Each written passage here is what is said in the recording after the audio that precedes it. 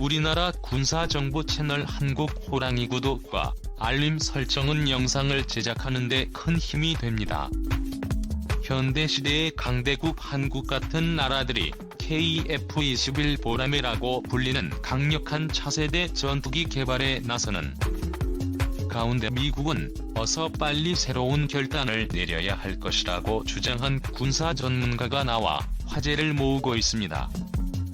미국 상원에서 방위 및 국가안보요원으로 일하며 워싱턴 DC에 근접한 아메리카 안보센터에서 선임 연구원으로 지낸 뒤 보잉에서 국제사업의 스페셜리스트로 일하는 브라이언 버튼은 외교정책과 국가안보 문제를 논의하는 포럼 인 워터록스에 이와 같은 주장을 담은 내용을 기고했습니다.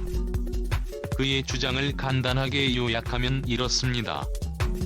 한국처럼 미국산 전투기에 종속되었던 나라가 KF-21 전투기라는 새로운 전투기를 개발해 미국산 무기 체계에서 탈피해 나가고 있는 상황 속에서 미국 정부는 변화를 두려워하며 동맹국의 군사기술 발전을 방해하기보단 반대로 적극적으로 협력해 동맹국의 신뢰를 쌓아가야 긍정적인 미래를 볼 수 있다는 발언이었는데요. 그의 말처럼 실제로 미국은 한국의 KF-21 전투기에 4대 핵심 기술을 이전해준다면서 말을 바꾼 적이 있고 록히드 마틴 역시 KF-21 전투기가 새로운 해외 수출의 경쟁자로 등극하게 되자 지난 날들을 후회하기 시작했습니다. 그렇다면 현재 차세대 전투기를 개발하는 미국의 동맹국들은 대표적으로 어디가 있을까요? 미국의 국방비 증액 요청에 부응해 영국과 프랑스, 독일과 이탈리아 그리고 한국 등 미국과 친밀한 동맹국들이 국방비 증액에 동참하기 시작했지만 문제는 증액된 자금이 미군을 보완하기 위한 전력 강화 목적이 아니라 독자적인 전투기 개발 프로그램으로 옮겨가고 있다는 점입니다.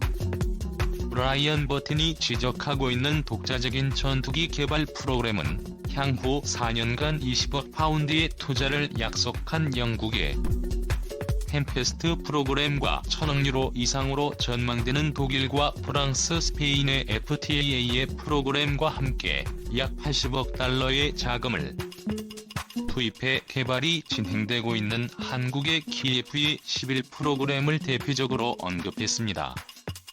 브라이언 버튼은 미국의 동맹국들에서 진행되고 있는 이 같은 전투기 개발 프로그램들이 성공한다면 동맹국들은 미국산 전투기를 굳이 구입하지 않고도 적절한 군사적 능력을 독자적으로 확보할 수 있을 것이라고 평가하고 있습니다. 그러나 미국 정부는 동맹국들의 전투기 프로그램은 경쟁 관계에 노출돼 적극적인 공조가 부족하고 동맹국들의 한정된 자금이 미군과 상호 운용성이 떨어지는 중복된 프로그램에 소비된다면 감시정찰과 방공미사일 분야 같은 다른 프로그램에 투자할 여력이 떨어져 동맹 전체의 이익을 해칠 위험성이 있다고 쓸데없는 우려를 가지고 있다는 점이 문제라고 지적했습니다. 이에 반박해 브라이언 버튼은 이렇게 말했습니다.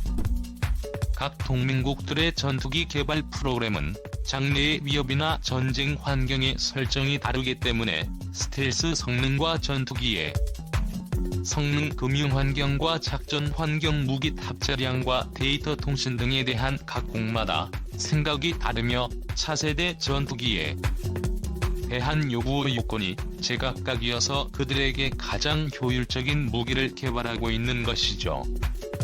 하지만 미국이 동맹국의 군사기술 개발을 억제하기 위하여 정치적인 압력을 하는 것은 그만두는 것이 좋다고 지적하고 있습니다. 오히려 그는 상호 운용성을 확보하고 동맹국의 한정된 자금을 효과적으로 활용하기 위해 정치적인 압력을 가해 프로그램 자체를 중단시키고 미국의 프로그램으로 통합하는 수법은 미국의 동맹국들에게 불평이나 저항만 불러일으킬 뿐이다라고 지적했고, 더욱이 동맹국들의 전투기 프로그램은 고용이나 산업 기반 유지라는 국내 산업 정책과 연결되어 있기 때문에 이러한 동맹국들의 노력을 미국이 경솔하게 부정하거나 경시하는 것은 삼가야 한다고 말하고 있습니다. 반대로 그는 러시아나 중국에 대두하고 있는 상황에서 단독으로는 대처할 수 없는 안전보장상의 위협에 노출되어 있는 미국이 전부터 동맹국과의 협력 기회를 방해하는 나쁜 버릇에 사로잡혀 있다고 지적했고, 동맹국들과의 논의나 공동 작업에 방해가 되는 이러한 버릇을 고쳐야 한다고 말하고 있습니다. 이것에 대해 구체적으로 설명하자면, 현재 미국 정부의 복잡하고 제약이 많은 수출 관리 프로세스에서는 동맹국들과 다양한 차세대 전투기를 공동으로 개발하는 것은 사실상 불가능하며, 미 공군이나 미 해군이 개발 중인 차세대 전투기 역시 동맹국들에 관한 수출을 전혀 고려하고 있지 않습니다. 이러한 미국의 정책이 동맹국들로 하여금 독자적인 전투기 개발을 강행하게 만든 주요한 이유라며, 미국은 무의미한 절차만 중시하고 있는 관공서 업무와 결별하고 동맹국과의 공조기회를 되찾아야 한다고 주장하고 있습니다. 즉, 러시아나 중국의 위협에 대항하기 위해 동맹국들이 추진하고 있는 전투기 프로그램과의 상호 운용성을 확보하거나, 가능하면 동맹국들과의 중복되는 기술에 대한 투자를 피하기 위해서 미국 정부는 얽히고 설킨 정책이나 절차와는 결별해야 한다는 의미입니다. 반면 미국 정부의 새로운 접근법으로 차세대 전투기 개발을 필요로 하는 기술을 동맹국들에게 제공하거나 공동 개발함으로써 동맹국 간의 연대를 확보해야 한다고 제안했습니다. 미국에서는 로키드 마틴과 보잉, 노스롭 그루먼 등의 기업들이 디지털 엔지니어링 기술을 자체 개발하여 인프라를 구축해왔습니다. 이 세 개 기업이 구축한 디지털 엔지니어링 기술은 기술 검증용 항공기를 포함해 시험 제작에 많은 시간과 자금을 투입했다라고 알려져 있습니다. 이것을 다르게 생각해보면 새로운 부작용을 낳을 수도 있는 게 현실입니다. 예를 들어 일본의 차세대 전투기 개발 사업에는 로키드 마틴도 참여하고 있기 때문에 로키드 마틴의 디지털 엔지니어링 시스템을 사용하는 방법도 있지만, 이렇게 되면 개발 인프라를 로키드 마틴에게 전적으로 의존하게 되는데요.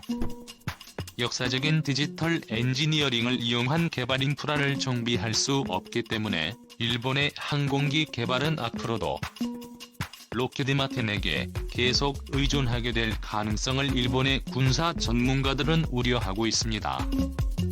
그렇다고 일본에서 유인 전투기와 무인 전투기를 동시에 개발하기에도 많은 자금이 필요하고 기술 개발에 많은 시간이 걸리는 디지털 엔지니어링 인프라부터 정비를 하게 된다면 일본의 차세대 전투기 사업은 계속 지연될 수밖에 없습니다.